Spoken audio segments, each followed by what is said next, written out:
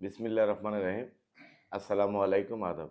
আমি মোহাম্মদ শরফুদ্দিন শরীফ, panel chairman, ৮ নং কাকিন union পরিষদ, কালীগঞ্জ লালমনিরহাট।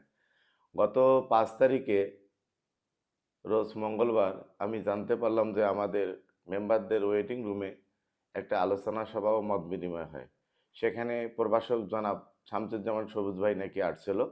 বিষয়টা আমি অবগত না, আমি জানিও না। আমাদের সম্মানিত মেম্বার সাহেব ওখানে উপস্থিত ছিল, রমজান আলী ৯ নম্বর ওয়ার্ডের। পরবর্তীতে আমি জানতে পাই যে আমার চেয়ারম্যানের রুমে জনাব শামসুজ্জামান সবুজ ভাই এসে নাকি আমার চেয়ারম্যানের চেয়ার থেকে তুলে দিয়ে উনি আলোচনা মিটিং করেছে। কিন্তু বিষয়টা আসলে সম্পূর্ণটা গুজব এবং ভিত্তিহীন এবং মিথ্যা। আসলে উনি যে এসেছে এটাও আমি জানি না, আমি অবগত ছিলামও না।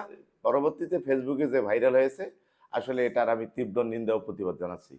আরেকটা কথা হচ্ছে যে আপনারা দেখতে পাচ্ছেন আমি চেয়ারম্যানের রুমে চেয়ারম্যানের চেয়ারে বসে আছি। আমাদের চেয়ারম্যানের কক্ষটা দেখলে আপনারা বুঝতে পারবেন, ক্লিয়ার হবেন। আসলে চেয়ারম্যানের রুম হচ্ছে এইটা, এবং এখানে অনার বোর্ডও আছে, আপনারা এখানে দেখতে পাচ্ছেন। আর যে রুমে বসা হয়েছে সেই রুমে মেম্বারদের একটা অনার বোর্ড আছে।